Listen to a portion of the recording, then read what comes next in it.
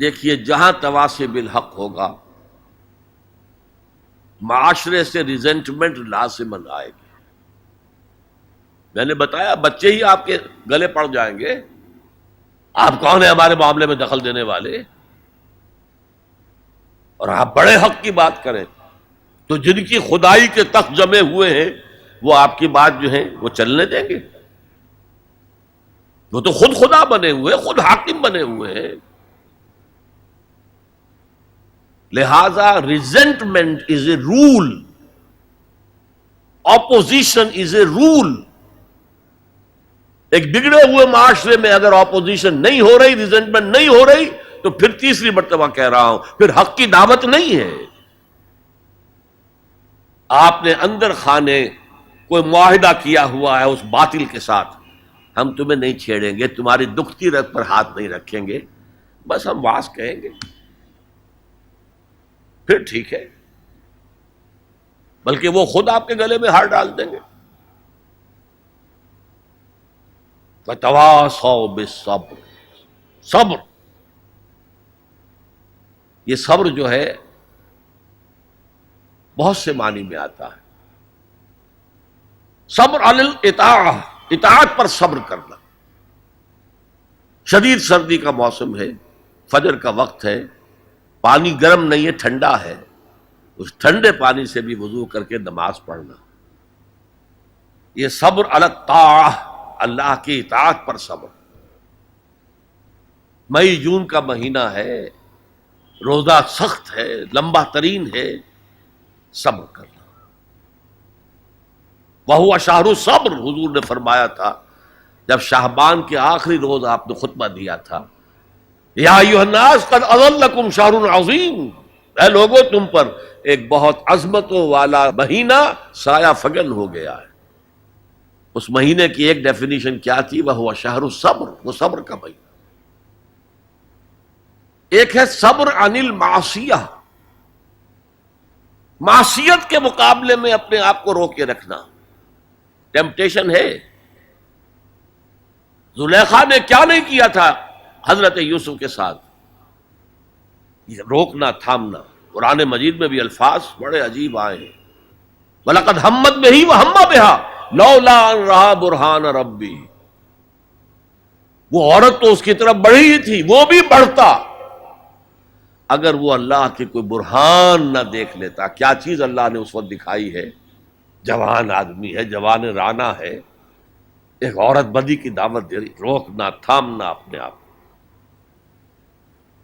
اور پھر جب معاملہ آگے بڑھا، رب السجن احب الی مما یدعوننی الیہ، اے اللہ مجھے جیل خانہ زیادہ پسند ہے اس کام سے جس کی طرف یہ عورتیں مجھے بلا رہی.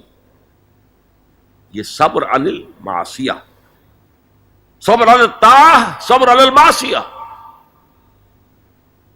لیکن ایک صبر وہ ہے جو اللہ کے دین کو قائم کرنے کی جد و جہد میں پرسیکیوشن کے مقابلے میں کرنا پڑتا ہے.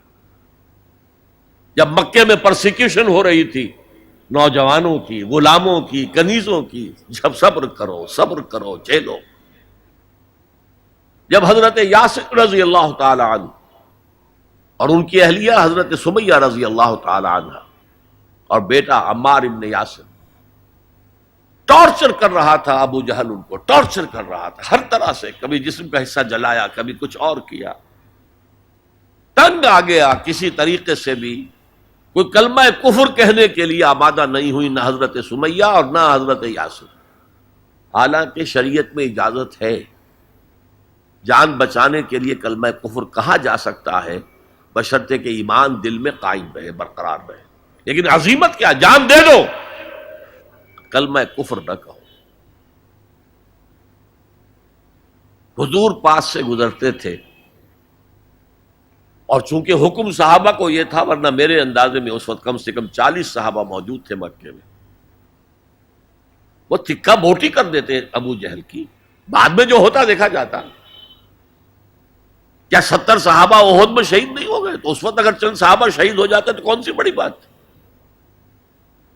لیکن یہ ہے انقلاب محمدی صلی اللہ علیہ وسلم کا طریقہ کار، جس کی روح سے اس وقت صبر لازم تھا. اللہ اپنے رسول کو حکم دے رہا تھا، فاصبر کما صبر اولو العزم من الرسل. اے نبی، آپ کو یہ کوئی پاگل کہہ رہا ہے، کوئی مجنون کہہ رہا ہے، کوئی شاعر کہہ رہا ہے، کوئی ساحر کہہ رہا ہے، کوئی مسحور کہہ رہا ہے، کوئی جھوٹا کہہ رہا ہے، کوئی کہہ رہا ہے کہ انہوں نے ایک غلام اپنی کسی کوٹھڑی میں بند کر رکھا ہے جو عجمی ہے، جو تورات اور انجیل کا ماہر ہے، وہاں سے ڈکٹیشن لیتے ہیں اور ہم پر آ کر دھونس جماتے ہیں یہ اللہ کی وحی آئی. کیا کیا نہیں کہا جا رہا. اور قرآن خود گواہی دیتا ہے، وَلَقَدْ نَعْلَمُ أَنَّكَ يَضِيقُ صَدْرُكَ بِمَا يَقُولُونَ. اے نبی، ہمیں خوب معلوم ہے کہ جو کچھ یہ آپ کے بارے میں کہہ رہے ہیں اس سے آپ کا سینہ بھیجتا ہے، صدمہ ہوتا ہے، غم ہوتا ہے. یہی تھے جو مجھے الصادق اور الامین کہتے تھے، یہی تو تھے میرے قدموں تلے اپنی نگاہیں بچھاتے تھے. آج یہ مجھے شاعر، ساحر، مسحور، مجنون کیا نہیں کہہ رہے. اللہ فرماتا صبر کرو، وَاصْبِرْ عَلَىٰ مَا يَقُولُونَ وَاهْجُرْهُمْ هَجْرًا جَمِيلًا. صبر کرو جو کچھ کہہ رہے ہیں. وَاصْبِرْ كَمَا صَبَرَ أُولُو الْعَزْمِ مِنَ الرُّسُلِ. صبر کیجئے جیسے ہمارے دوسرے اولو العزم رسولوں نے صبر کیا. کیا حضرت نوح نے 950 برس تک صبر نہیں کیا؟ صبر کیجئے. وَاصْبِرْ وَمَا صَبْرُكَ إِلَّا بِاللَّهِ. صبر کیجئے اور آپ کا صبر تو اللہ ہی کے سہارے قائم ہے. یہ حضور کو تلقین ہو رہی، مکے میں یہ تلقین حضور کو ہو رہی ہے، مدینے میں اور مکے میں حضور پھر صحابہ کو تلقین کر رہے ہیں. جب ٹارچر ہو رہا تھا حضرت سمیہ اور حضرت یاسر اور حضرت عمار پر، بات کہتے میں جھجک ہوتی ہے.